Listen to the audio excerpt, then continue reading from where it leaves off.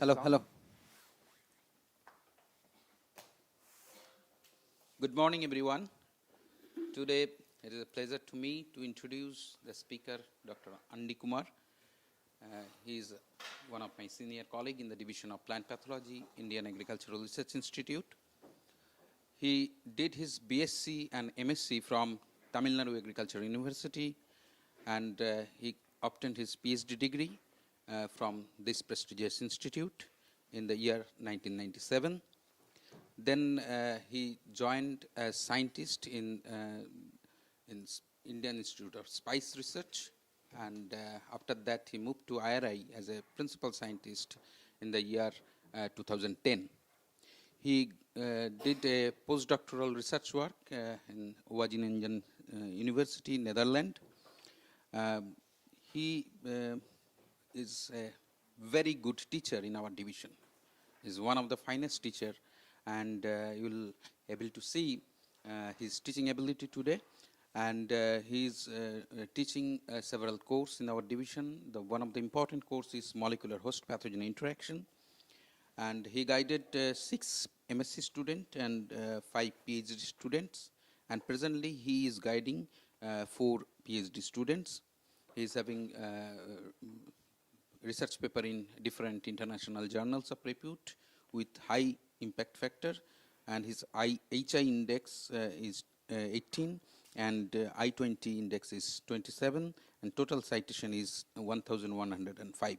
With this brief introduction, I welcome Dr. Kumar to deliver a talk on application of this genome editing technology to mitigate the biotic stresses, particularly fungus and bacteria. Thank you, sir. Thank you, Dr. Anirban, for a nice word about me. Welcome all the students. This lecture is all about genome editing technology for fungal and bacterial disease management. What I'm going to do here is let you know how this plant really interact with the pathogen, or how the pathogens really interact with the plants. This is so important for all of you to make a choice, because we have a technology right now, you can edit anything which is DNA, right? So technology part is well set. Anybody can do this genome editing now. And that is really witnessed in a number of applications which is coming on a daily basis, right?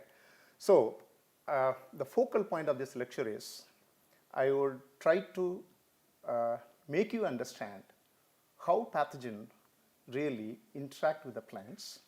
In the process, how many plant genes are really affected by the pathogen invasion.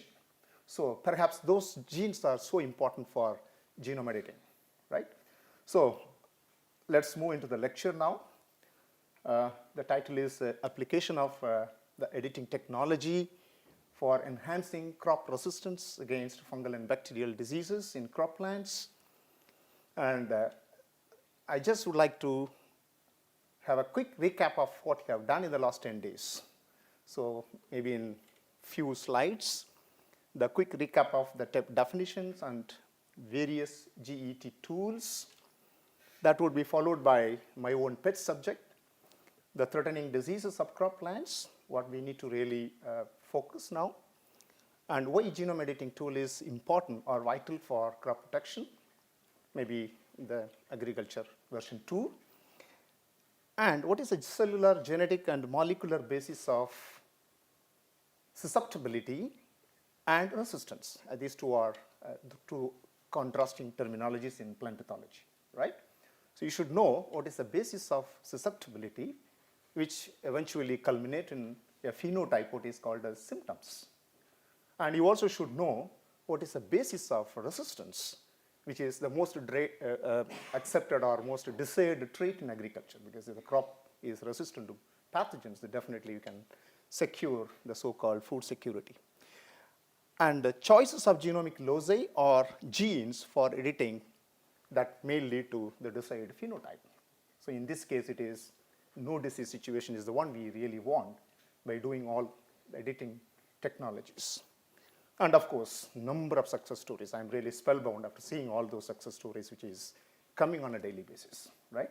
I'll take you to the tour of a series of slides where people have confirmed using some kind of editing in some plant genes. They have come out with a kind of product which is ready in terms of achievements. So let's take a tour of those achievements, and of course let's make a kind of a comparison between the genome editing technology and also the conventional technology, where we really stand in terms of efforts and also the end product. So this is a flow of this lecture. Perhaps it might take an hour or so. Let us deal one by one. Just to recall once again, I think all of you are quite familiar now what is genome editing. This is a very apt definition. I could say it's a very broad-based definition, a collection of advanced molecular biological techniques. We can put it as a genomic techniques also, to facilitate a precise, efficient, and targeted modification of a genomic loci. So the genomic loci could be anything. It could be a kind of coding sequence, or it could be a kind of promoters, or it can be anything which you would like to meddle with, right? And what's happening in those loci? That's in the second page. That is insertions, maybe deletions, or point mutations. You think of a kind of a type of mutation, you can really inflict those things in the genome, right? So this is, I just borrowed from this particular author, Hala et al. 2018. And of course, you might have been given a lot of input by Dr. Nirban and co. The genesis of the whole technology, what we have right now. I think perhaps we cannot ignore the zinc finger nucleotides that was to start with. And it is a kind of early years of genome editing. So we have a zinc finger nuclease that pair bound to DNA. I think they're all exposed to all these things, Anirban, I'm sure, right? Yeah. And this is something like, the DNA binding domain at the N-terminus. There is a zinc finger protein, and there is a C-terminal. There is a kind of enzyme what is called as FOC1. The FOC1 stands for bacterial enzyme, that is Flavobacterium echinocoides. So this is the ring nucleus is borrowed from this particular prokaryote. So what's happening here is the targeted sequence of zinc finger nuclease pair are typically 18 to 36 base pair in length, excluding the spaces, right? So this is the cartoon of how it really looks like. And we have the parallelly, another one came to literature, what is called as Talens, and that is a transcription activator like effector nucleases. And again, these two are almost look alike. So you have a kind of FOC1 enzyme on the C-terminal, and you have on N-terminal you have tail. So this is a kind of configuration of this particular protein. Again, it does the same thing like the zinc finger protein. And I also come across another kind of nucleases, what is called as meganucleases. And again, there is a great deal of literatures available. I appeal to all the students to keep abreast of this particular terminology, meganucleases. And this is a very unique enzymes. It has got a kind of very long recognition site, and there are two different kinds. One is called intron endonuclease and the intine endonucleases. Please enlarge your knowledge on this particular subject. And the focal point of the training program, and also my own focal point here, is the Crisprs, that is clustered, regularly interspaced palindromic repeats, right? And this is creating waves in the subject biology now, in any field of biology. So this is the cartoon, how it looks like. And the key feature is the Crisprs were originally discovered in the late 80s. Ishino et al., I think Dr. Nirban might have given the historical account of this particular discovery, and originally discovered in Streptococcus pyrogenes, and presently it is making a lot of impact in biology, in particular agriculture and human medicine. So this is a nutshell about the CRISPR-Cas nuclease. It's bound to a synthetic guide RNA, sgRNA, complementary to 200 base pair target in the genome. It can be anything. It can be a coding sequence, or it can be any non-coding or promoter. The base pairing between the DNA sequence and sgRNA after protospacer adjacent motif, what is called a PAM motif, recognition allows the DNA cleavage at the target site by Cas9 nucleus. So I think you must have already understood The PAMs are so important, they only attract the Cas9 protein, and that takes the RNA to the complementary sequences in the genomic region, where it inflicts a kind of what do you call restriction. It may be a kind of double cut or single cut, whatever. All those things you might have quite familiar now. So the question here is what this Cas9 is really capable of. That is very, very important for you to understand. It can create any kind of mutations, which I already told you. So the Cas9 or the modified versions of Cas9, what I want to make a point here is already the modifications have come in Cas9 protein. They are all tailor-made for specific applications in crop sciences. The modified nuclease variant can inflict changes in the arrangement of nucleotide bases in the genes or genomic loci for that matter, right? So what kind of changes? It can inflict indels. The single guide RNA Cas9 complex can induce a double-stranded break, the famous DSBs, on the target locus. So in the process, what happens? DSB is primarily any host the DNA is attacked. They have an inherent mechanism to repair it, right? One such inherent mechanism is what is called as it's a very nice acronym, that is NHEJ, that is non-homologous enjoining method. This is one of the most important, the inherent mechanism in every biological system to repair the damaged DNA.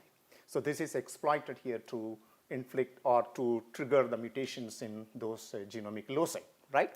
And which can lead to a kind of, it can lead to a frame shift. It can, if the frame shift is there, definitely is going to alter the expression, the protein composition of the one which is translated out of that particular loci. So this is a simple principle behind this. And it can create even deletions. For example, if the Cas9 is going to cut both the strands and the entire strand is removed, this is what is called as excision of the target fragment. That is also quite a reality under this Cas9 protein. And it can create insertions. You can make the whole system to insert something in the genome. So that is the power of this particular technology. What is called as insertion via non-homologous enjoining. Any NHEJ mediated repair of the double-stranded break can be exploited to insert a donor fragment. If you have the donor fragment designed for your own applications, you can supply that, and that's going to get integrated into the loci of your interest. So this is another option. And insertion via HDR is another option. So if you have the homologous sequences, which is already tailor-made in your target, in your what you call donor, you can even inflict what is called as HDR, that is homology-directed repair. So this is another reality. So, and the variants I was talking about, I stumbled upon two variants. One is the DCAS, that is deactivated Cas, or sometimes it is also called as dead Cas. That means the enzyme lost its ability to cleave the nucleic acid.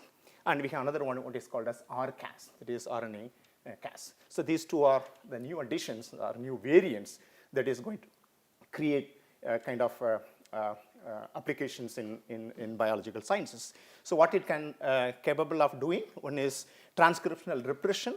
For example, a dead Cas guide RNA complex can be targeted to a promoter region of the gene. In the process, you can repress the transcription. This is another option. And yet another option is a silencing via RCAS, because a new variant, what is called as RNA binding variant of Cas9, what is called as RCAS9, it can bind to a specific sequence of the messenger RNAs, leading to a translational silencing. What I'm trying to tell here is the silencing can be at a transcriptional level, it can be at even translational level. All of them are going to assist you in editing the genome one way or other, okay? And two other applications of this particular Cas9 protein, perhaps it is again going to make a big impact in biological science. One is the base editing. So base editing is something like, a modified Cas9. For example, Cas9 is cytidine deaminase fusion protein can be targeted to a specific region leading to deamination of cytosine. So if the cytosine is deaminated, what happens is the daughter nucleic acid, what is going to be biosynthesized, will have AT. So that is a modification what you are going to do. So this is another application. And yet another one is epigenetic editing is also a reality using Cas9 protein. So here the dCas, the one what I already told, the transcriptional repression is possible with the help of dCas9. The dCas9 can be fused with additional protein domains to allow for epigenetic editing. So that is, it is done through the two mechanisms. One is the cytidine demethylase, that is 1011 translocation deoxygenase 1, and the histogen acetyl transferase fusion protein can be targeted to very specific sites to enhance gene expression. This is very interesting. So if you want to enhance even gene expression, that's possible using this technology. And the opposite of that, for example, the transcriptional repression is also possible using another Cas variant, the Cas9 with the cytidine methylase, that is the DNA methylase transferase 1 or histone methylase, that leads to transcriptional repression. So students, what I just highlighted in few slides is the different options what is available right now for us to edit the genome, right? So with that background, let us move on to the topic for today, that is why genome editing technology is needed for crop protection. So I would definitely make some justifications for doing this genome editing in crop plants for crop protection. So these are all some of the, what do you call, everyone knows about this. Plants are attacked by too many pathogens, right? Too much of abiotic stress. They are always reducing the genetic potential of the crop plants to yield more and more or to give the best quality product for us. So pathogens can cause substantial losses. They threaten the food security.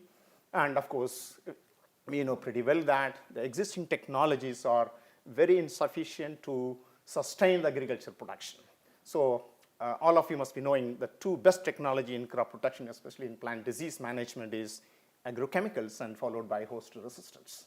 These two are thoroughly exploited to sustain agriculture production all these days, right? But the question here is, can we really depend on these two technologies forever? Right, here comes the question of their either the durability or the safety issues associated with the chemicals. So that the world is quite aware of all those things. The host resistance is, remember, is not durable, right? Although we claim that we have the best of the best technology to control plant diseases, this is only a short-lived, right? There is nothing like a durable host resistance. So somewhere in some part of the world, some new variant emerges, and that makes the so-called resistant variety, what they call useless. That's a reality. We have a number of examples. I'll just show you in the next slide. And chemicals, not to talk much about it. For example, one recent incident is any chemical residues on your finished product which is meant for export, now it is under scanners now, right? So you should not have any residues on the produce if you want to really market your product. So the best technologies what we are boasting of in agriculture, especially for crop disease management, the host resistance is not durable, and chemical-based disease management is always under scanner, and somewhere people are going to oppose it, right? So therefore, I would say in my opinion, you need to have innovative crop protection strategies to sustain the agriculture production by reducing the crop losses by the plant pathogens. So again, to justify why these novel methods are needed to protect economically important crops, right? This is very important. So the recent incidents, I would take two examples. One is in North Africa, a crop like banana, there was no record of xanthomonas, right? So suddenly there is an outbreak of a new kind of disease in Tanzania and other places, and that disease, it is caused by a completely different pathogen, what is called as xanthomonas. Till that time, there was no record of a bona fide xanthomonas species affecting banana. So this is what is called as the pathogen somehow found its way into banana crop and started affecting it. It became a serious problem, right? What is called as XPW, that is Xanthomonas bacterial wilt, right? Few years ago, an Asian country, it created a kind of waves in agriculture fraternity. There is an outbreak of wheat blast in Bangladesh, right? And there was no record of a serious crop loss in wheat by a blast disease. So until we experience it in our neighborhood, that is in Bangladesh, what is called as the wheat blast outbreak in Asia. So these two incidents it gives us enough of evidence to say that the crops are not really safe. It is only a time that is going to decide whether the crop is going to be free from the pathogens or not. So what the statement here is, the pathogen, they continuously evolve and adapt. That's the reality, to overcome the host immunity. The so-called the resistant plant becoming susceptible across a completely different species. For example, the pathogen is known in rice and it is recorded in wheat, right? So what is the link between these two? I would say that it's a host jump, right? So the pathogen can emerge on any crop, right? And another example, I think pathology students, if anybody is sitting here, they would understand this. There is a strain of wheat rust fungi, what is called as UG99. It created so much of havoc in, again, some part of Africa. And these two examples are enough to highlight pathogens always evolve and they overcome host immunity sooner or later, right? So that means the host resistance cannot be dependent forever to mitigate crop losses, right? And agrochemicals are not accepted because they are not only the sense they are not environment friendly. They may pose risk for exports. And the classical example is the tricyclosol in rice. It is creating so much a problem for our farmers, right? The elevation of MRL 100-fold in European countries and Middle East countries is a serious issue now, because we know that tricyclosol is an integral part of rice farming, especially in the basmati growing region, because where the blast is a regular occurrence, we need tricyclosol to control rice blast, right?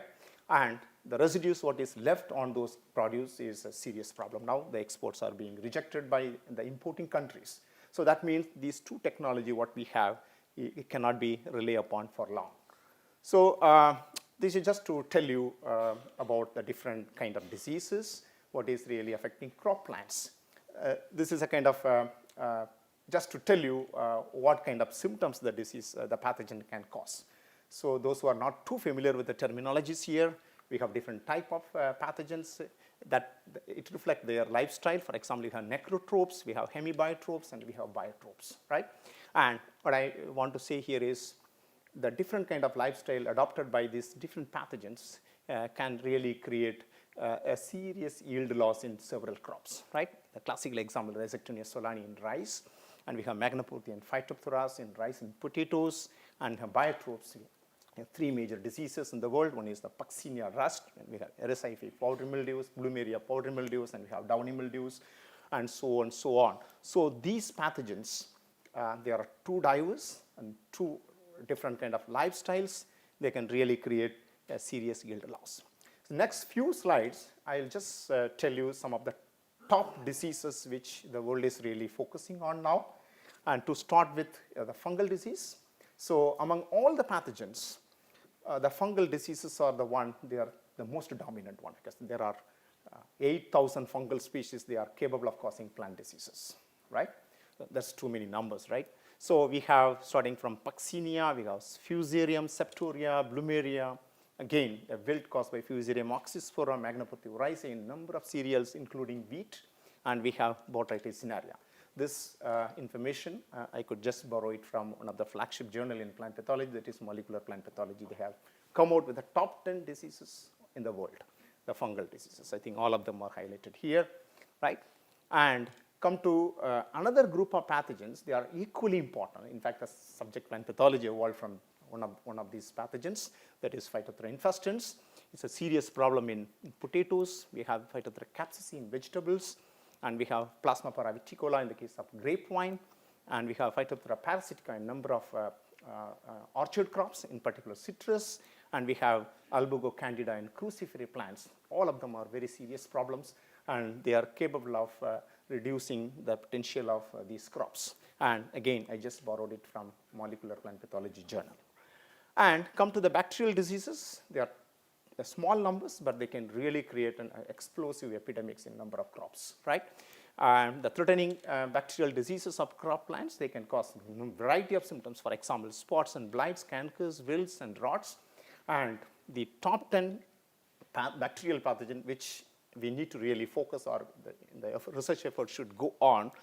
That's listed here. Pseudomonas syringae, Ralstonia solanacearum, they cause bacterial wilt in solanaceous vegetables and ginger. We have Agrobacterial tumefacients in stone fruits. We have Xanthomonas oryzae, Phytophthora oryzae in rice. Xanthomonas campestris, number of Phytophthoras, and Xanthomonas actinopodis, several Phytophthoras. And in our country, we have Xanthomonas actinopodis, Phytophthora punicae in pomegranate bacterial blight. It's the number 1 disease. And we have Erwinia amylovora. Of course, we don't have this problem in our country, but again, it's internationally well recognized plant pathogen. Xylella fastidiosa, Dickia, Pectobacterium, and so on and so forth. So what I'm trying to highlight here is, although we have 200 bacterial species are known to cause plant diseases, among the 200, the top 10, what was highlighted, that's here. So they can attack both above ground and below ground portion, and they can really create devastation. So those slides, just to impress upon you the seriousness at which these pathogens damages the crop, right? So I make it a point here for bacterial disease management, the only option which is time-tested and proven is host resistance, right? And again, it comes with the risk of losing the resistance sooner or later, because you know the bacteria, they can, short generation time, they can really come out with the huge numbers in the infection foci, and few of them are already a mutant that can really overcome the resistance, right? The pathogenic variability is so much in bacterial pathogens, and any resistance what you bring, it is very, very short-lived, and it is going to, the disease is going to come back to you again, right? With all those background, so let us take the class forward, and there is a strong justification, because we have too many problems from the pathogen side. The technologies are, although rated as very high-end technologies, but they have their own deficiencies. So we need new kind of approaches in the next agricultural scenario, right? So, but before you venture into such an effort, in my opinion, what is more needed here is you should really understand what is the basis of the disease in the first place, right? And what is the basis of resistance? That is also you need to know. And what is the mechanisms really operating in either side, right? Definitely there is an interaction. There are two entities are involved here. One is the pathogen, another one is the host. When they interact, something is happening on either side. And definitely it is, if something is happening in the world, definitely it is something related to the gene and the gene products, right? So before you decide to apply the GET for disease control or crop protection, you must understand the cellular, genetic, and molecular basis of the so-called disease and the no disease. The disease is what is called susceptibility, and the no disease is nothing but the resistance, right? In the next few slides, it is typically host pathogen interaction related subject. You pay attention to the slides. Let's come to the first point. How this plant is recognizing a microbe. That's very, very important, right? If you take any plant pot, foliar, you take rhizosphere, you just plate it in a simple nutrient-rich media, you can easily count 10 to 7 to 10 to 8 bacterial species per gram. Oh, that's too much number, right? Right. And on foliar, you would easily score 10 to 6 to 10 to 7 bacteria. And I'm not talking about other microflora what is associated in those niches, right? Just one microbial entity, that is bacteria, is living in 100 millions in the rhizosphere, maybe around 1 million to 10 millions on phyllosphere. The question is, are they an inert on the plant pot? Or is there any communication which is happening between these two? That's very, very important, right? So the understanding what we have based on the information what is available in the literature, maybe it accumulated over the last 20, 25 years, the plant recognizes the pathogens, or I'd put it like this, the plant recognizes the microorganisms by a kind of factor what is called as receptors, and those receptors are popularly called as PRRs. PRRs, it is an acronym for a pattern recognition receptors. So what I'm trying to make a point here is plants, they evolved this receptor, right, exclusively to recognize what is coming onto that sphere, right? The PRRs are highly conserved proteins in plants. That means it is something which is so intimately associated with the plant life, right? And there's a great degree of conservation of these PRRs in plants, right? If you take a family-wise, a specific PRR is there in all members of that particular family, right? We'll take some examples in the future slides. What's happening here? When the microbe come to the plant site, the PRRs are the first one to really interact with the microbes, right? So what's happening here? The PRRs interact with the microbes. The question here is, what part of the microbe is interacting with the PRR? That's very, very important. So those part is now called as PAMPs, right? It is pathogen-associated molecular patterns. That means much similar to the receptors what is present on the plant or evolved by the plant, these microbes also evolved something like PAMPs in their life, right? These two, I would say, the factors are extremely conserved in the respective organisms. The conservation of PRR is there in the plant. It is much similar to the conservation of PAMPs in microorganisms or pathogens. So what's happening here? So it's a picture. These PRRs are anchored in the cell membrane, right? You can imagine something like this. So what happens? They are just anchored on the cell membrane. They do not do anything unless and until the plant encounters a microorganism, right?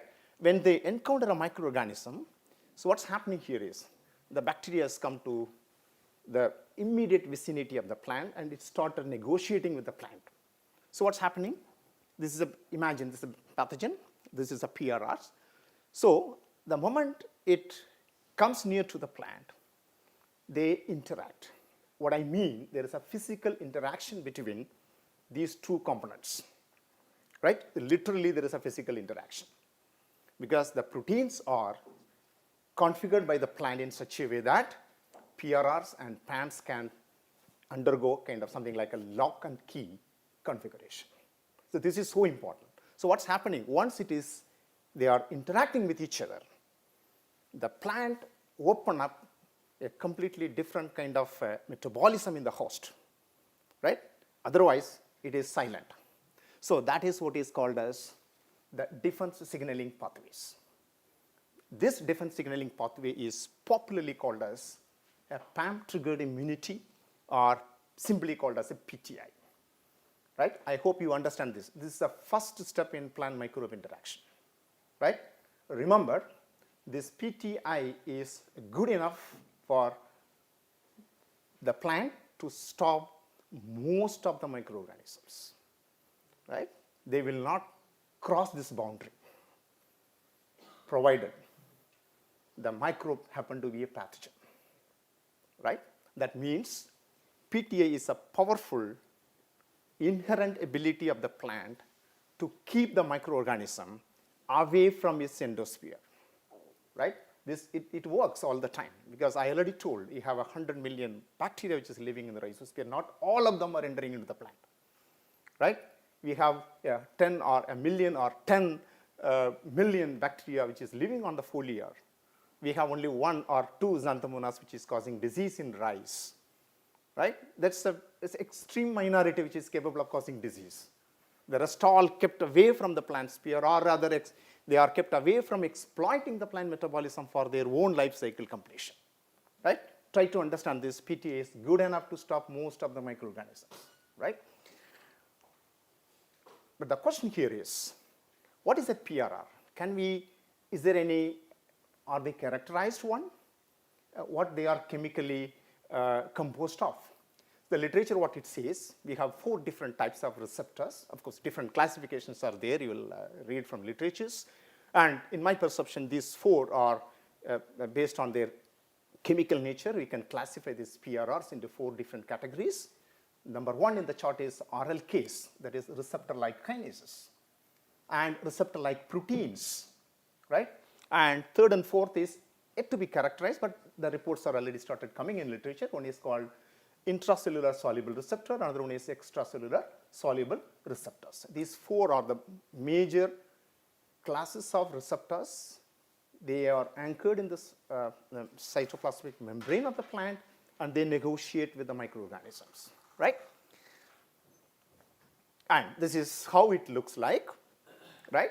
Receptor like a kinase. We have a kind of LRR domain which is going to perceive the microorganism or the PAMs of microorganism, and we have a transmembrane domain which gives anchorage for this molecule or the compound on the membrane, and we have there is something like a kinase domain which is the cytoplasmic side of the whole setup, right?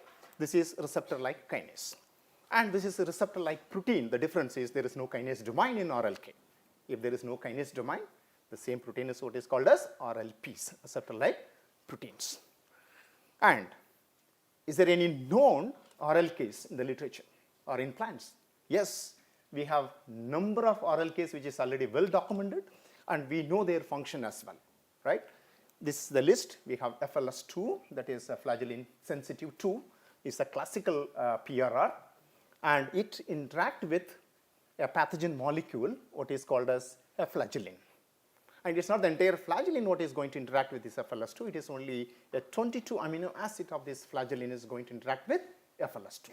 That is called FLAG22, right? So we have flagellin 2 is a classical RLK, followed by EFR, that is elongation factor receptor, NRF1 and NRF2, that is a node factor receptors. We have XA21, XA26, is well known. We are using this in agriculture for mitigation of rice bacterial blight. And PID2, that is resistant to rice blast, barley RPG2, tomato SR160, and the PEP R1. These are all well characterized. We know the function of these receptors. They are all classified as RLKs. Let's see some of the RLPs. The classical one is the one which is going to give resistance against rice blast, that is CBIB, chitin elicitor binding protein. Right? This protein is anchored in the rice cytoplasmic membrane, and that is going to interact with the pathogen associated molecular pattern. In this particular case, it is chitin, because we know that most of the fungal pathogen, they have chitin in their cell wall, right? Chitin which is completely absent in the plant, right? So the plant can interact with the chitin which is not native to the plant. So this is a well characterized one. EAX1, that is ethylene inducing xylanase in tomatoes, and we have CF2, 4, and 9, the classical one, that is the Cladosporium fulvum proteins in tomatoes. They are all classified as RLPs. Let's move on to the pairs, right? I was talking about the receptors, and these receptors, where they are going to interact on the pathogen side. So the well-known plant receptors participating in the host pathogen interaction. The PAMs with the known receptors, I always tell this as 5 examples. One is a FLAG22 is interacting with FLS2, is documented in number of hosts, right?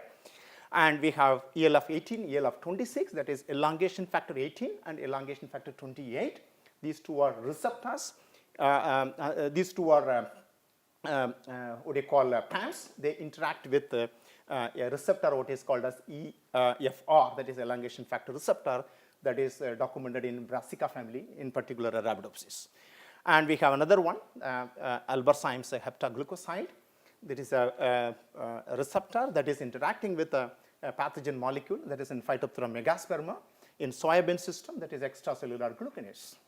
And we have another one, ethylene inducing xylanase, that is EIX2 in tomato. It is interacting, the ethylene inducing xylanase is a kind of a receptor that is interacting with what they call it is a PAM, it is interacting with EIX2, that is a receptor in tomato system, and the chitin that is interacting with the CBIB. So these are well characterized one, and they participate in host pathogen interaction, and the outcome of this interaction in the first step is always PAM triggered immunity, right? So the interaction between PAM and receptor leads to PAM triggered immunity or PTI, and this is also called as horizontal resistance, right? Why it is called horizontal resistance? Let us not forget, it is not FLS2, FLAG22 alone is present in the pathogen side. You have so many other PAMs also. So those PAMs also can theoretically interact with another receptor in the same plant. So it is always polygenic. So what I'm trying to say here is there are many PRRs, which is present in the plant, they can technically interact with the many PAMs in a particular pathogen, right, or microorganisms. So for that reason, we always consider this PTI as a polygenic and also called as a horizontal resistance.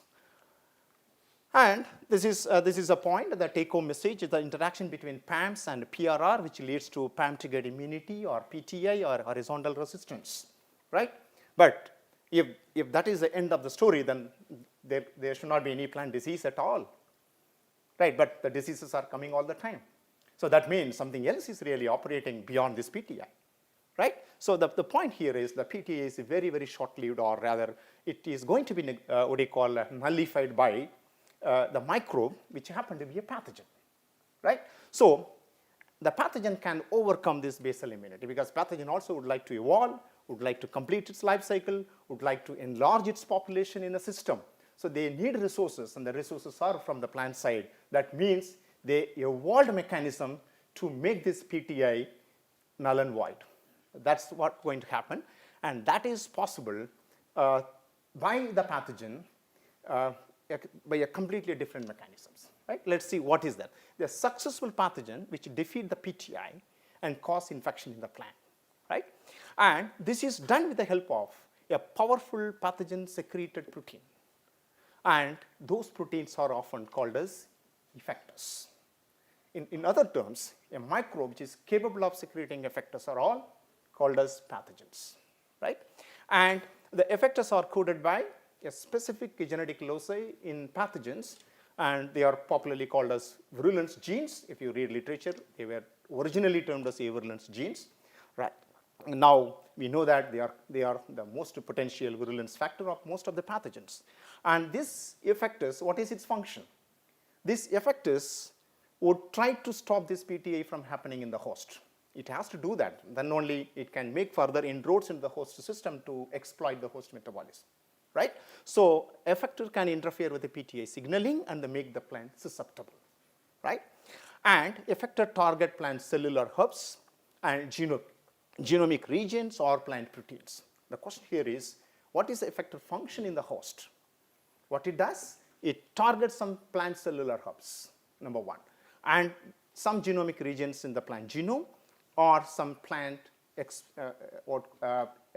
biosynthesized proteins. So what's happening here? The selective plant targeting, which leads to biosynthesis of or accumulation of factors, which is needed by the pathogen to undergo the so-called developmental transition from one stage to another stage in the case of fungal pathogens, or to enlarge its population size in the case of bacterial pathogens. So they need energy. This energy is obtained from those host factors, and the host factors are specifically targeted by the effectors, right? So this is the most important point. The whole step right from effector delivery into the plast or effector delivery into the cytoplasm till they reach the cellular hubs or the plant proteins to convert what is available there for something which is palatable for the pathogen. The entire step is popularly called as the pathogenesis events or pathogenesis pathway. The culmination of this pathogenesis pathway is what is called as the pathogen colonization, and visibly this is also called as a life cycle completion of a pathogen. And how this is possible? When the spore lands on the foliar part, it is a single spore. In the case of rice blast, after 10 days, a lesion is going to release 30,000 conidia. So how is it possible in a matter of 10 days, a single conidia is going to release 30,000 conidia? So we need resources, we need energy, space, everything is provided by the plant. And this is possible with the help of the so-called powerful pathogen factors. They are called as effectors. It is the handiwork of effectors that make the plant associated factors into something which is palatable by the pathogen to undergo a developmental transition from one stage to another stage. In the case of fungal pathogen, it is the transition is from a vegetative phase to a reproductive phase, in particular the so-called asexual reproductive phase, right? A single conidia is going to produce 30,000 clonally produced conidia. That is a real threat in agriculture, because the 30,000 conidia can create theoretically 30,000 independent infections in the field, right? That is how this pathogen they evolve and they increase, enlarge its population in the ecosystems, right? And what happens in the process? The plant react. The plant react. So it is not going to be silent because it has to react. And this reaction is perceived by all of us in the form of symptoms, right? So plant react to the cellular events, which is happening much against its wish, but it cannot stop it because effectors are having a free ride into the system, and it is going to convert what is available in the plant pot to something which is palatable by this pathogen, and the colonization is ensured there, the reproductive structures are formed, and plant is reacting to that in the form of symptoms. And remember, the whole event is end of the day you start seeing the symptoms, or you start seeing the pathogen directly on the plant pot in the case of rust and powdery mildews, and this whole phenomenon is called as effector triggered susceptibility, right? This is the second stage in the plant pathogen interaction, right? In plant microbe interaction, the first stage is I would say the first and last stage there. But the pathogen the microbe happened to be a pathogen. The second stage is triggered, and that leads to a phenomenon, what is called as effector triggered susceptibility, right? This effector triggered susceptibility has got very unique phenotype. That phenotype is what is called as disease symptoms. It varies from pathogen to pathogen. A wilt pathogen causes wilt, right? Foliar pathogens, leaf spot pathogens, they cause leaf spots. Some causes blight, right? It varies from pathogen to pathogen and system to system, right? So one important point here is effectors are always expressed when the pathogen is already there in the host system, right? So rarely the effectors are expressed in the pathogen side, right? So the point here is effectors act outside the pathogen cell. What I mean to say here is, as long as the pathogen is not interacting with the plant, effector genes are not going to be expressed, right? They will express only when they already in contact with the plant system, the PTA is already triggered, the next stage they are expressed. Either they are in the apoplast, or they are released into the cytoplasm, right? This effector triggered susceptibility is the one which is, we know that, I already communicated to you, that is the one what is perceived as a disease symptoms or signs. But this effector triggered susceptibility can be stopped. How it can be stopped? It can be stopped very nicely, but we have been doing it for many, many years. This is stopped just by entering into a program which is called as breeding for disease resistance. What you do, you bring another factor into the host system which can stop this effector from entering into effector triggered susceptibility, right? So effector triggered susceptibility can be stopped by deliberate introduction of functional R proteins encoded by R genes. This is one of the most successful research activities worldwide people have done and come out with a thumping success in many crops, right? All our breeding program for resistance, breeding for resistance program is based on this principle. What you do, you bring a resistant gene into the cultivar, which is going to stop the effector from entering into effector triggered susceptibility, or which is going to stop this ETS from happening in the host system, right? Let us see how this is possible, right? The plant breeders have developed resistant cultivars by introgression of R genes. So what is this R genes after all? These R genes are, in my opinion, they are activated R proteins, perceived and physically interact with effectors. I was talking about the PRR, physically interact with PAMs. Much similar to the story here. The effectors are physically interact with the so-called R proteins. For the benefit of the students, you must understand R proteins are nothing but intracellular receptors, right?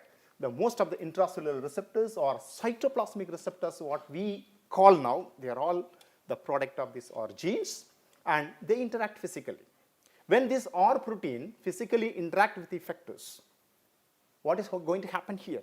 The plant disease resistant gene encode proteins are intracellular receptors that serve to sense the invasion of the pathogens. So the point here is the function of PRR, the function of R genes are technically same, right? Well, PRRs are the general perception of all microbes, what is coming to the plant sphere. But the R proteins are a specific receptors. They can interact with those pathogens which entered into the plant system. You got it? So that is the most important point here. So they are very specific receptors. They are capable of interacting with the pathogen encoded proteins. Those proteins are called effector proteins, right? This is happening either in the apoplastic side or it's happening in the cytoplasmic side. So what's happening here? The intracellular receptors that serve to sense the invasion of pathogen and subsequently trigger a series of downstream immune responses. I was talking about the same thing in PTI. When PRR interact with the PAMs, the plant open up a completely different signaling pathway in the plant system to stop the microbe from entering into the plant site, right? Same thing happens here.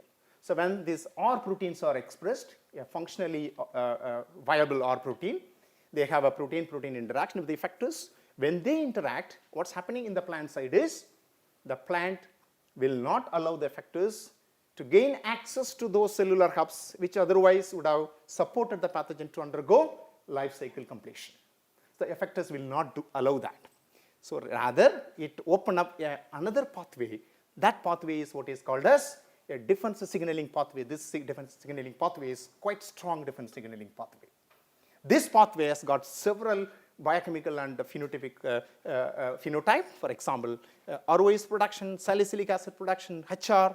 We have a PR proteins and overall what is called as SAR, that is systemic acquired resistance, to keep the rest of the cells or rest of the tissues free from pathogen.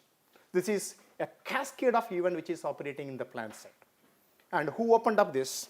It is the interaction between R protein and the effector protein is opening this particular pathway to keep the pathogen from gaining access to those cellular hubs which otherwise would have contributed for effector triggered susceptibility, right? So the intracellular receptors are two major classes right now, very popular. One is TIR NBS LRR, that stands for toll interleukin, nucleotide binding site leucine rich repeat, and coiled coil, nucleotide binding site leucine rich repeat. These two are well characterized one. Let's take some examples. The TIR class is well characterized in the case of linseed, that is Melamsora lineae. It is having a specific interaction with an effector. Remember, when I talk about this intracellular receptor or cytoplasmic receptor, what is called as R proteins, they have a very specific effector molecule in a very specific pathogens, right? It's not general at all. It's very, very specific. For example, L5, L6, and L7 are cytoplasmic resistant proteins or intracellular receptors. They have very specific binding ability on an effector which is produced by Melamsora lineae, that is AVR L5, 6, and 7, right? A classical example of TIR. And we have another example, cytoplasmic resistant protein M, which mediate the recognition of Melamsora lineae effector protein AVR-M. Let's take some example for CNBS LRR. The classical example is rice. What is AVR-PITA? AVR-PITA is an effector protein that interact with the effector receptor in the rice. That receptor is rice LZCCNB LRR. So these are all, excuse me, these are all the well documented one. And tomato I2 is a receptor which mediate the recognition of an effector coded by Fusarium oxysporum in tomato, that is SIX3. These pairs are well characterized, and the effector and receptor pairs, when they interact, remember, the host is going to open up a defense signaling pathway, right? And that defense signaling pathway is called as effector triggered immunity. So here comes the so-called two diagonally opposite phenotypes and triggered by the same effector, right? The effector in the absence of receptor can trigger effector triggered susceptibility, but in the presence of a receptor, a completely opposite phenotype in the plant, what is called as effector triggered immunity. So these two are the one I was talking about, the molecular basis of susceptibility and the molecular basis of resistance. So what's happening here? The interaction between the effector and a functional R protein, also called a cytoplasmic receptor or intracellular receptor. By and large, they belong to a class of protein, NBS, LRR. When they interact with the effector, the outcome of this interaction is immunity in the host. And that immunity is ETI, very popularly called as vertical resistance. Remember, vertical resistance is the one which is thoroughly exploited in agriculture to bring out the varieties which is resistant to number of plant pathogens. It's so successful in wheat breeding programs, so successful in rice breeding programs, and many other crop which is so important for food security, right? This is what is called as vertical resistance. Just to sum up the story, what we have been discussing in the last few slides, to start with the PTI, we entered into ETS, and finally, with the help of breeders, we triggered ETI. Just to sum up, I'll take you to 1940s, 1945 to 1950. There is a very famous hypothesis proposed. Nobody really took note of that. That hypothesis was gene for gene hypothesis, right? Very few people paid attention to that. It's all done by a passionate worker, H.H. Floor, right? A series of 4 or 5 papers, all single author papers, and he came out with this theory. Now we realized whatever he hypothesized in 1945, everything is true literally. There is no mistakes whatever he proposed. Let's see what is that. What he told at the time, there is no concept of gene in those days. He told something like host conditioning factors. For resistance, he called a terminology, what is called as host conditioning factors. And pathogen side, he called again the pathogen conditioning factors. The host conditioning factors, hypothesized by Floor, is nothing but the receptors, or functional or proteins, or functional or gene, whatever, right? Or product of host or genes.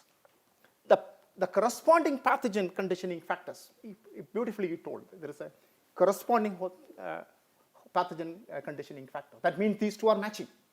The host conditioning factor and the corresponding pathogen conditioning factor, that is nothing but the product of the so-called pathogen genes. They are effectors, right? So there is a receptor on one side in the host. We have effector on the other side in the pathogen. When they interact, the interaction always leads to no disease condition. So people thought there is something like a virulence factor which is operating in the pathogen. They called it as AVR genes because there is no proper explanation in those days. Now we know much better. The AVR genes and virulence genes, they are one and the same. There is no difference. It is situational. If there is a receptor, then it is a AVR is ensured, or no disease is ensured. If there is no receptor, then the susceptibility is ensured, right? So it is virulence or avirulence is not decided by the pathogen, but rather it is decided by the presence or absence of receptors on the host side. Try to take this point, it's the most important point, right? And when the host or gene product and pathogen AVR gene product participate in protein-protein interaction, and the outcome is accelerated defense all the time, provided the R protein is having the right configuration to come to a lock and key conformation with the effector protein. That's more important. So here comes the pathogen play the tricks. They modify the effector and come out with a different protein. So R protein becomes functionless. Then we call it as the resistance is broken down. It's a simple mutation event which is triggered in the AVR genes. It comes out with a completely different protein which cannot pair with the so-called receptor protein. Remember, R protein is still there, but it becomes non-functional, right? The mutation is taken place in the pathogen side. So the outcome is accelerated defense or the host resistance via cascade of signaling events, which I already told you, different series of events. There are a number of other genes also participating in that particular event, right? And several other plant genes also participating in the whole event. It's not only the R protein and the effector protein, they interact. Of course, they start the reaction, but it is guided by so many other genes from the plant side, okay? This is in a nutshell how plant and pathogen really interact and what are all the factors they guide that interaction. If you have any doubt, please clarify before I move on to the next slide. Anybody is having any clarification, please? What is the difference between the PAM and the effector? Okay, great. It's a nice question. I already told PAMs are extremely conserved on the microbial side. It is a general molecule which is present in most of the microorganisms, right? Effectors are something which is a specialty proteins produced by few elite microorganisms. Those elite microorganisms are called pathogens. You got my point? So we have more than 99.9% of the microbes cannot gain access to the plant sphere to take the plant metabolism for ride. No, because we have PTA, that's good enough. But the minuscule of microorganisms, they acquire that capability to produce effector proteins.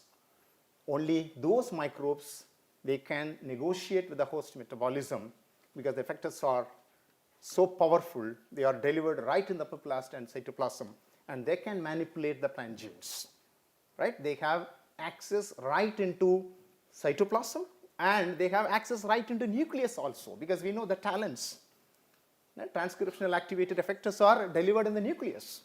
So you can imagine. So PAMs, they cannot enter into the plant system at all. Their interaction is only at the surface level, right? So that's a big difference, right? PAMs are general, effectors are very, very specific. An effector produced by one pathogen it cannot be recognized by a R gene of another host or R gene of a closely related host also. Not possible, right? They are very specific. The two major differences, one is highly conserved, another one is highly polymorphic, right? Effectors coding genes are highly polymorphic. They are vulnerable for any mutations, right? There is a point mutation in effector coding genes leads to emergence of new race. Is it clear to all of you? This is a concept I wanted to communicate to you, right? So let's move on. In the absence of functional R protein, I mean it here, there is nothing like no R genes. R genes are always there, right? The question is whether it is functional or not. So what is the meaning of functional here? Functional means a protein which is capable of interacting with the effector protein. That is what is called as functional, right? There is a correct protein conformation on either side. They can physically interact with each other. I'm not taking you to a tour of different hypotheses now proposed to explain how this effector and receptors are really interacting. So it's beyond the scope of this class. But you take the message, there is a kind of physical interaction which is taking place between receptor and effector. That interaction leads to a phenomenon what is called as ETI, right? So, but in the absence of a functional R protein, what I mean, a functional R protein is so important here. The pathogen-coded protein, also called as effectors, can trigger host susceptibility, right? Which I already told, via many other host factors. Okay? The cellular hubs I was talking about, the plant genes or plant gene associated factors, they are all going to interact with the effectors, or effector has got direct access to those domains. And when they have direct access to those domains, the outcome is always susceptibility. Who is going to block it? A functional R protein. If there is no functional R protein, the effector will have direct access to those domains which is going to contribute for pathogen life cycle completion. Is it clear to all of you? Let's move on to the next one. Now come back to the genome editing now, right? Now the story is out here, how the pathogen really interact with the host, who are all the main players here, right? PAMs and PRRs on one side, we have effectors and receptors on other side, and the third one is so many other associated plant genes, they participate in plant signaling pathways. So right now we have 3 plant associated genes or gene products to deal with. One is surface receptors, what is called as PRRs. Another one is specific receptors, they are called R proteins or intracellular receptors. And third one is a group of plant genes, they do ancillary role here in the signaling pathways. There are so many genes are there, they participate in signaling pathway. I was talking about ROS production. How ROS is produced? There is a handiwork of some genes there, right? There is a HR induction, right? There is a lignification, cell wall reinforcement, callose accumulation, right? So many, phenol accumulation, phytolexin biosynthesis, right? They're all somewhere, some genes are expressing something that is playing a role there. This group of genes are called signaling pathway associated genes. So now the choice is, you have 3 different choices at your disposal. One is surface receptors, another one is intracellular receptors or cytoplasmic receptors, and third one is a group of genes, they have an ancillary role, right? Let's see. For genome editing, for disease resistance, the choice of gene or genomic loci may be any one of these plant receptors. They participate in either PTI or ETI, right? So, how many different types? And any of the effector targets playing a role in ETS. I was talking about, in the absence of functional or proteins, the effectors will have direct access to certain cellular hubs or plant gene associated factors, right? If the plant gene, which is well defined and the function is well characterized, having a direct involvement in ETS, and all those genes can be targeted here, right? And plant cellular proteins or plant genomic regions coding for susceptibility factor, right? And this susceptibility factor is now called as S genes. S gene means the genes, plant genes, which is assisting the pathogen to take nourishment from the plant. Very interesting. This plant genes are also doing the job against the plant, right? Those genes are called susceptibility genes, right? So, third one is any one of the different signaling susceptibility, different signaling or susceptibility signaling pathway associated factors, and modification of different signaling pathways. These are all the choices. Let's see what will happen if you try to edit or if you try to meddle with those receptors. We have to see the pros and cons of doing that. That's very, very important here, right? This is clear to all of you. Either PTI or ETI associated receptors can be a potential target, no doubt. And it can be those cellular hubs or proteins or the genomic region of the plant, they somehow assist the pathogen to undergo the transition from one phase to another phase. In the process, the pathogen is colonizing there, or establishing the symptom there, right? Those genes, right? They are popularly called as S genes, right? We'll come to that discussion. So, third one is any one of these signaling pathway associated genes, right? These are the potential target. Let us not forget, we are trying to manipulate the plant genes, right? And in my opinion, let us not meddle with the pathogen genes at all, because you cannot control them, right? You may control the isolate what you have, but what about the rest of the isolate? They are out enjoying the environment outside. You can't do that. It's very difficult. So what is manageable here is the plant genome that is right in your disposal, right? I hope I answered your question. So the editing of genes, which is coding for plant receptors. This is a kind of, in my opinion, when I was reading this, my mind was going to different directions.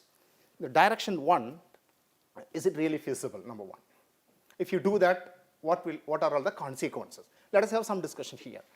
This I have borrowed from one famous paper appeared in Current Opinion in Plant Biology. If I'm wrong, please search this. The author is Barthoma from Wageningen. So he proposed the receptors, in particular RLPs and RLKs, are the potential targets for bringing a broad resistance in several hosts. Let's take that example now.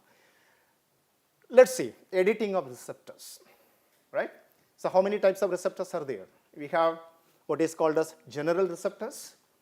They are on the cytoplasmic membrane. They negotiate with the PAMs, pathogen-associated molecular patterns. And we have intracellular receptors. There are two kinds I told, CC-NBS-LRR and TAR-NBS-LRR. They negotiate with a powerful pathogen molecule, what is called as effectors, right? They are specific receptors. Remember, general receptors are highly conserved, mutations are not tolerated, please. You must understand, conservation means mutations are not tolerated. If there is a mutation, there would be a fitness cost. Come to the specific receptors, they are extremely polymorphic, much like the polymorphism what you see in R proteins, R genes. We know R genes are highly polymorphic, right? Much similar to that, on pathogen side also, the effectors are highly polymorphic. Let's forget about effector now. We'll come to the receptor here. They are very specific, right? And base modifications or genome editing may be performed in pathogen recognition sites. What I want to make a mention here, in those receptors, please remember I was talking about ELRR in the case of plants, in the case of PRRs, and LRR in the case of R proteins. Remember, they are the place where the pathogen associated molecules are going to interact, what is called as pathogen recognition sites, PRS, right, in receptors, to enhance pathogen perception so as to trigger innate immune response. This is one hypothesis. You can bring a specific basis in those LRR so that you can increase the perception capabilities of those receptors. It's very interesting and revolutionary thinking, right? So what Barthoma really highlighted here was you can bring a specific base modifications. That's the reality in genome editing. So that would, in the process, it would enhance the perception. Remember, enhancing the perception would always lead to immunity. It may be a PTI or it may be ATI, right? So if perception is not happening, it might lead to susceptibility. I already told, if there is a change in the pathogen effector protein, what do you mean by that? The perception is lost. The R protein is unable to see the effector because the protein is different protein. It comes with a different pattern. So it is unable to perceive what is coming inside. That ensures ETS, right? So what this paper says, you change the perception capabilities of those effectors. Not only that, those R proteins, non-functional R proteins, you can bring life to the non-functional R proteins just by changing the bases there. It's really a revolutionary thinking. In my opinion, it is quite a reality. That's number one. So this approach is being explored to mount multiple pathogen perception. That's also wonderful thinking. Because most of the R genes cloned and sequenced right now, they have the same backbone, NBS, LRR, right? If that is the case, definitely you can bring subtle changes in the perception PRS that would bring a capability to this receptor to recognize many pathogens. So that is also another option, right? But in my opinion, this needs to be done with a great care. We know pretty well if a small amino acid change in the effector makes the R protein non-functional. If you do the same thing in the receptor side, the same thing can happen there as well. Right? This needs to be done very carefully, as receptor modification must not lead to effector non-perception by edited receptors. Try to understand this statement, right? If you edit the receptor, in the process, whatever protein is going to come out of this receptor should be able to retain the perception capability of the effectors, right? This is one of the most important points. Otherwise, the ETS would be ensured here. Whatever effort you are doing is going to be a counterproductive operation, right? And therefore, the correct identification and modification of PRS assumes a crucial here for any success, right? This is one option, right? And this is the broad options available for us right now. Receptor or resistant gene editing.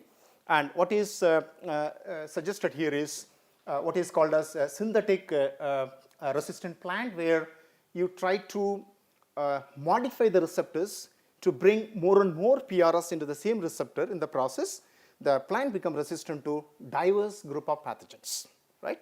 That's what it is here. Genome editing for single resistance and genome editing for multiple resistance. If you deal with the PRS, you just modify the non-functional R gene, base modification that leads to a functional R protein, then that is going to trigger ETI in the host. So when the ETI is the most desired trait, because we need that more and more in the crop systems so that the pathogen can be controlled very easily, right? But in the case of multiple, what he was suggesting is a potential use of editing technology is engineering a novel synthetic R proteins, R genes able to mount resistant to several pathogens by combining PRS from different R genes, right? Here comes the resources what is available at our disposal. Here, most of the genomes are already out, and we know what is there, right? And getting a kind of diverse R protein from a particular host is quite a reality now, right? So if you know the PRS and you can do the modification in one R protein, R gene, you try to bring modification in the PRS, which is going to perceive a diverse pathogens. So that means what? A single R protein would do multiple pathogen perception, and it would evoke a similar stereotypic response in the form of ETI. So that is what it is needed here, right? And this is a paper, Current Opinion in Plant Biology. If you have time, it's a very easy to read, nicely written, and he gives a complete account of receptor modifications and receptor editing of receptor coding genes as a solution for mitigating more than one pathogen in a crop plants, right? So I'll move on to next important target. Perhaps a lot of work is done now, what is called as editing of the genes which is coding for susceptibility factors. The success whatever we have in the form of product, in the form of success stories are all from this particular manipulation, right? S gene manipulation. So editing of effector targets or S genes using modern omic platforms, several susceptibility genes have been identified now, providing many potential targets for improving crop protection. And if you see the last 5 years of papers, you see more and more of genome edited crops, in particular with the help of CRISPR-Cas9, and the products are already out. I'll show a couple of them here. The unprecedented efficiency of genome editing techniques in editing the specific sequence of S genes, which represent the best candidate for engineering resistance right now, right? What's happening here is you edit those plant genes, which is going to interact with effectors in the absence of R proteins. And if you edit them and make the factor which is not palatable for the pathogen, it's a very simple concept, right? So it has conferred resistance in various crops. I think a number of references are there. So these are all some of the success stories which is already there, and different crops. I'm not going to read it here. I'll come to some specific cases here. And these are all the success stories in different crops, like you have tomatoes, grapes, apple, wheat, and rice and tomatoes and citrus, a lot of success stories, right? And a success story with the S gene or promoter sequence editing. Let's take 3 examples here. The effector target the plant cellular hubs, just to rewind what's really happening. And these susceptibility factors are the potential targets. And the classical one, which is already there in a number of applications, is MLO, right? I think you please put this as a search word that will take you to a world of MLO loci in different crop plants, right? So MLO locus is the best studied one, and there are 7 clades, and clade 4 and clade 5 are so important because this clade 4 group of S genes, they assist a powdery mildew pathogen to cause disease in the plants, especially in the case of monocots. Remember, powdery mildew of wheat is #1 problem in many places, right? Powdery mildew of wheat, Bloomeria graminis, Forma specialis triticine, right? And the clade 5 is for dicots. We have powdery mildew in number of dicot plants also, right? So this is a clade.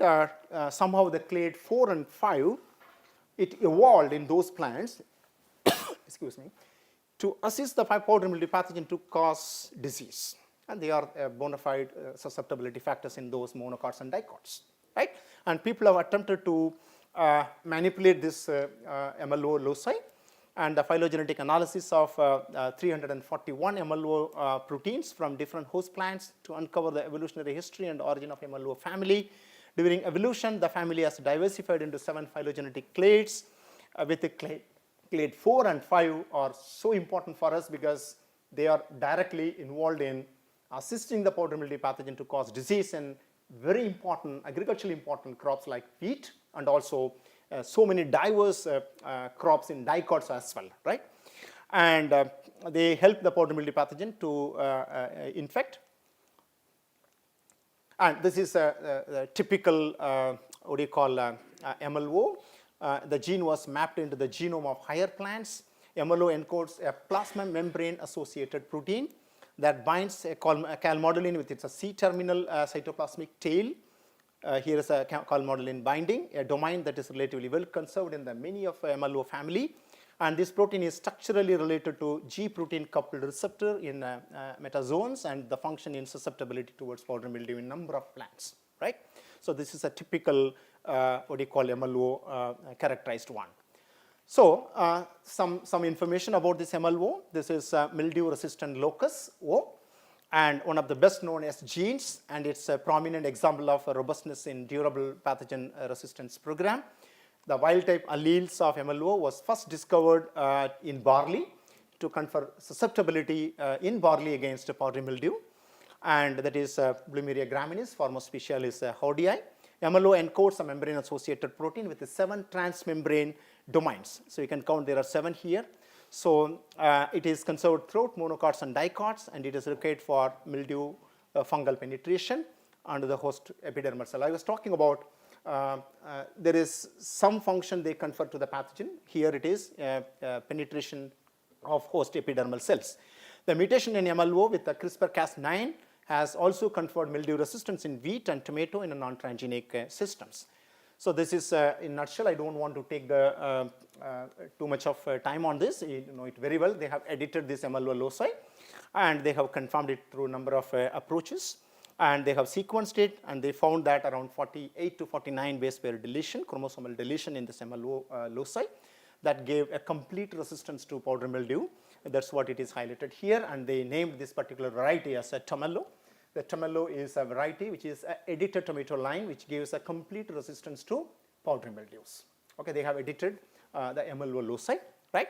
The leaves of edited tomato line infected with Oidium neolycopersicea, showing the full resistance towards this pathogen when compared to wild type leaves, right? So next example is enhanced disease resistance, or also called as the EDR1, that is in wheat, again for powdery mildew. A raft-like mitogen activated protein. They have been targeted by CRISPR-Cas9 and significant reduction in mildew in wheat. The thumping success, what is reported in the recent times by several groups, is in the case of rice. So I'll take you to a few slides on this success story in rice. In rice, there is a group of plant genes. They help the pathogen to sustain this ETS. In the process, the symptom appears, and those genes are called sweet genes, right? The pathogen Xanthomonas oryzae, Phytophthora oryzae, it secretes one or more 6 known transcription activator effectors, what is called as a tails. This tails has got a very specific target in the host genome. Those targets are called sweet genes. Remember, sweet genes are host associated genes, and those genes products are specifically targeted by these effectors. The effectors are transcription activator like effectors, and these effectors, they bind to the specific promoter sequences and induce the disease blight in the rice leaf. There are 3 genes are well documented: sweet 11, 13, and 14, and people have touched those genes 13, 11, 13, and 14. CRISPR-Cas9 mediated genome editing has been done to induce mutations in all 3 sweet gene promoters. Remember, they have touched the promoter region, and editing was further confirmed by sequence analysis of they have confirmed it, and the trials they have conducted, the edited line, and they found that there is a broad spectrum resistance against diverse Xanthomonas isolates. So that is, I think they took around 63 in place, and they found that the edited lines are resistant to 63 different Xanthomonas. That is something we need to look into, because the ATA-based resistance program is extremely vulnerable. I was talking about a single point mutation would make that ATA functionless. But in this case, just imagine a small mutation in the host side, a sweet gene is conferring a broad resistance against diverse isolates of the same pathogen. That's a power, because I was talking about bacterial pathogens are so diverse and they are variable all the time. So this approach, perhaps one of the potential approach for bringing a broad resistance in a crop like rice.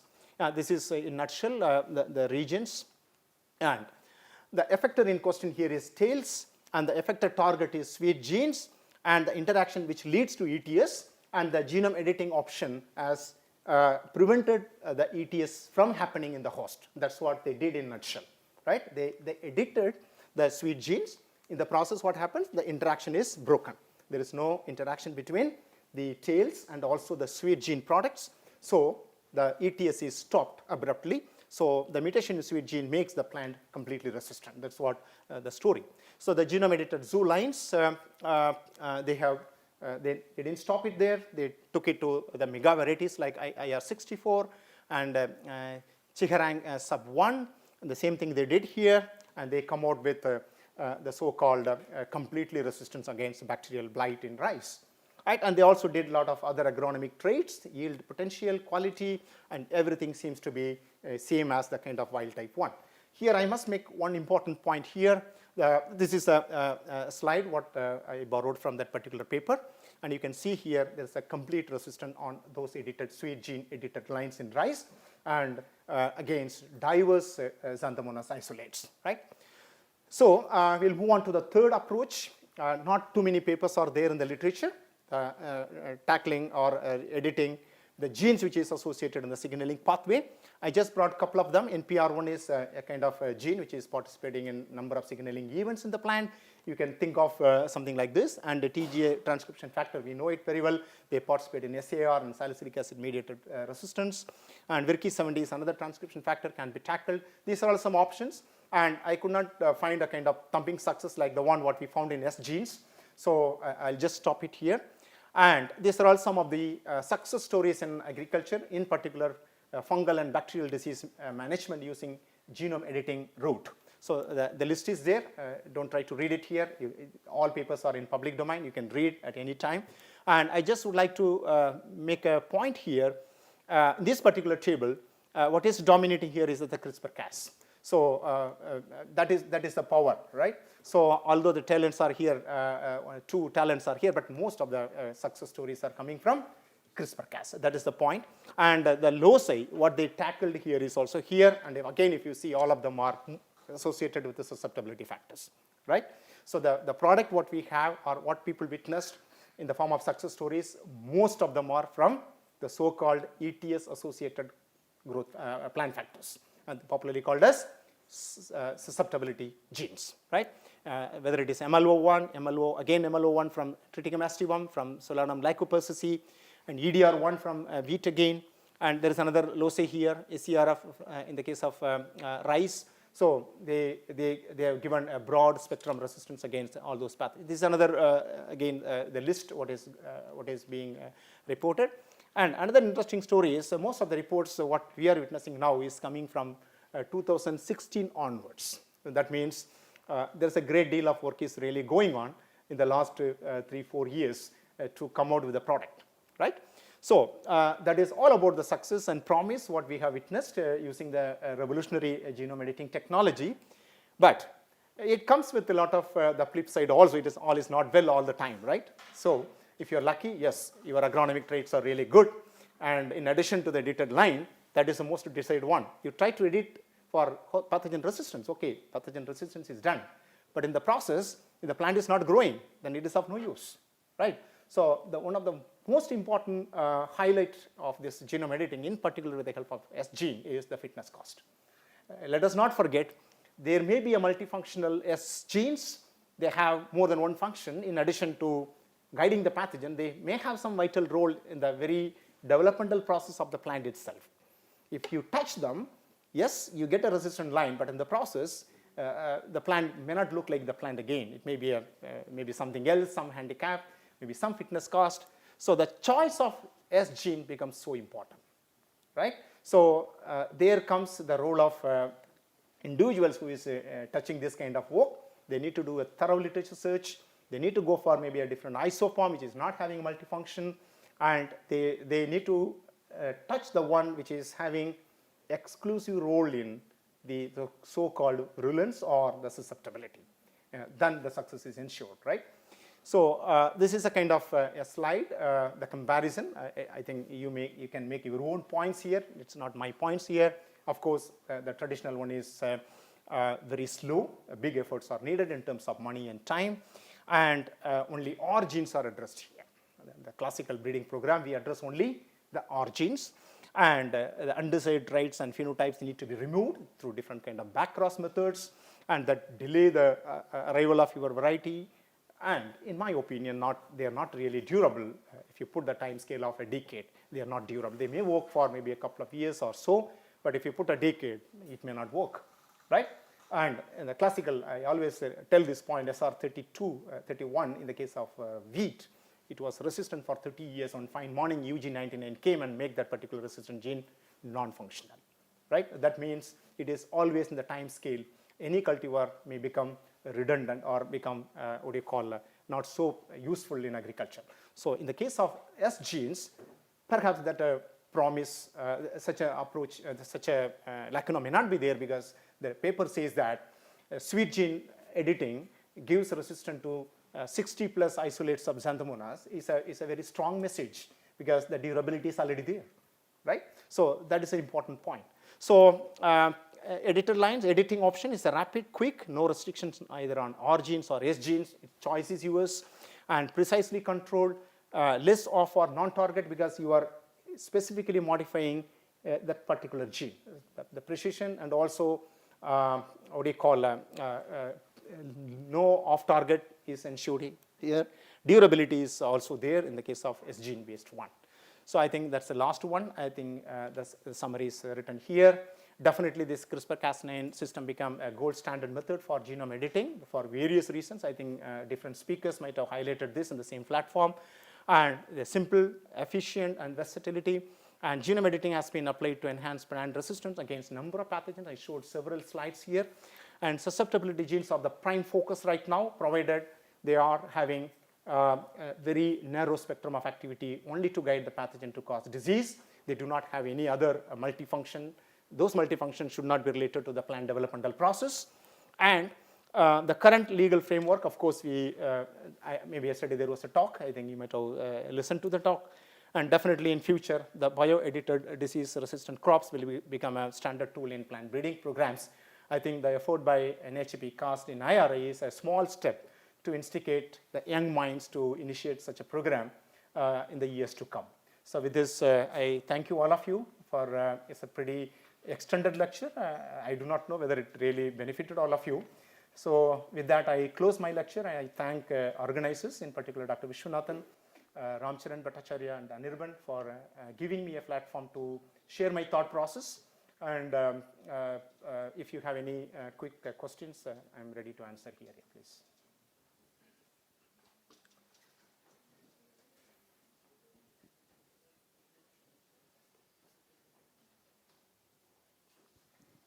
Thank you, sir, for your lecture. It was good for those who do not know in this area how the things are working. So the mechanism was very nice. I exactly want to know how these effector molecules are produced. So means after infection they are produced, or how they are produced? Yeah, good. It's a nice question. For effector genes in the pathogen, they are not really needed for the pathogen in the true sense. There are so many other microbes, they live happily outside the plant system. Right? They do not have effectors, or rather functional effectors are not there. Still they lead a happy life. But why few microbes evolved effectors? That is in the evolution. They evolved these gene clusters only to take advantage of the host for their perpetuation, number one, their multiplication, colonization, and the very disease. What is after all disease? Enlarging its population so that the progenies are sustained in the environment for a long time.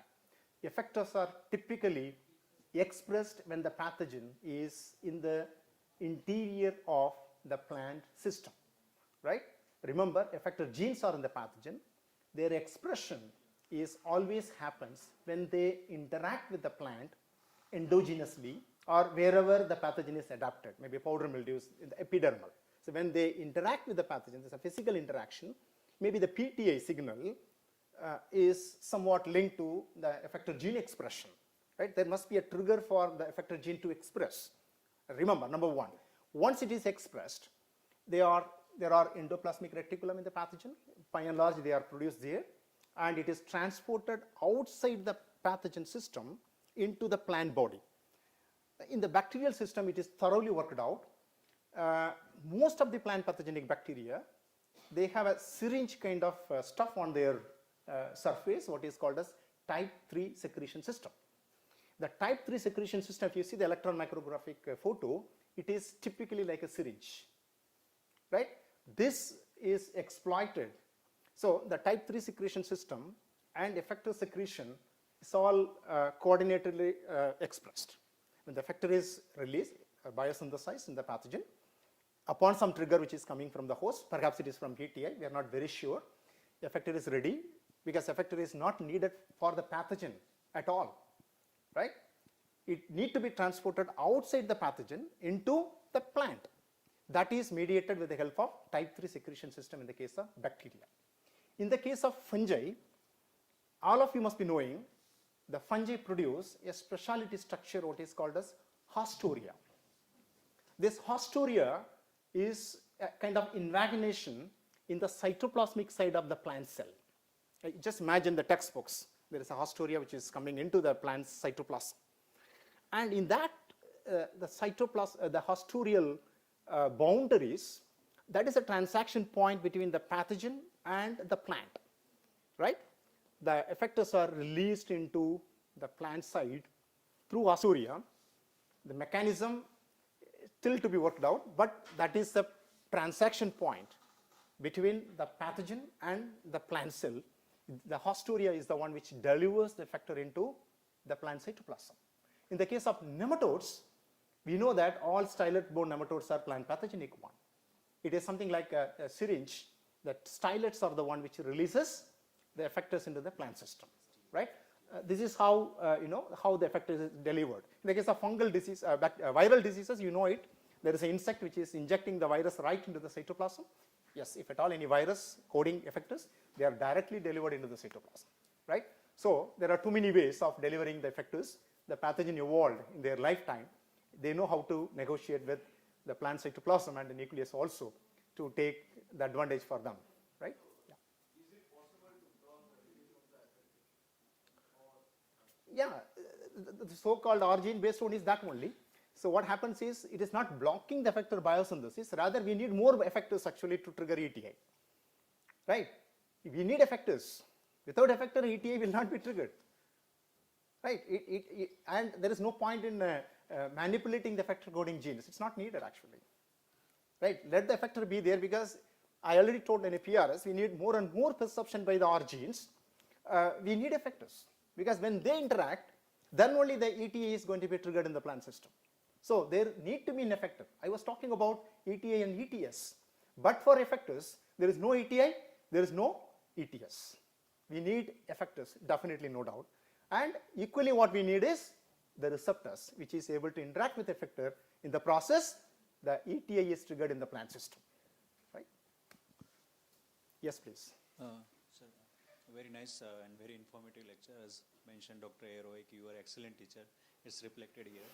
So, sir, I have like one question. In case like plant immunity, so as you mentioned that it will, if ROS production is there and if plant can fight that.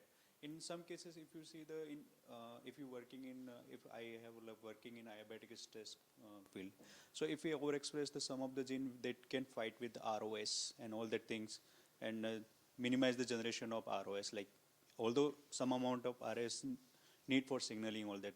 So my question is that if you working and overexpressing any of this abiotic stress gene, and in that case, if you can minimize the ROS production in plant, so how can we check whether this gene having like also resistance to some of this biotic stress also? So in that case, if you... Yeah, I'll sum it up. I think you want to reduce ROS production in the plant system so that the biotic stress, let us not forget, RO is a defense signaling, a defense molecule. It is needed by the plant. At a small amount, it will be needed, It is needed by the plant, definitely. So otherwise, the ROS is not a component of this defense signaling pathway, because they are very powerful antioxidants, I would say antimicrobials. They play a dual role. First, they themselves are antibiotic, number one, and number two is they can participate in signaling events. They do both the functions. But in your question, I don't think I will be able to answer that. how to manipulate or regulate the ROS production in the plant system. I don't think I am competent to answer this question, but yes, if anybody who has some knowledge, you can interfere here. There are several crosstalks between the abiotic stress signaling pathway signals and the biotic pathway signals. There are several such kind of molecules, particularly different kind of this hormone signaling receptors and other things. They are very much common between abiotic and biotic stress. Definitely, if you do some modification, one of such pathway related genes, you can have resistance against both the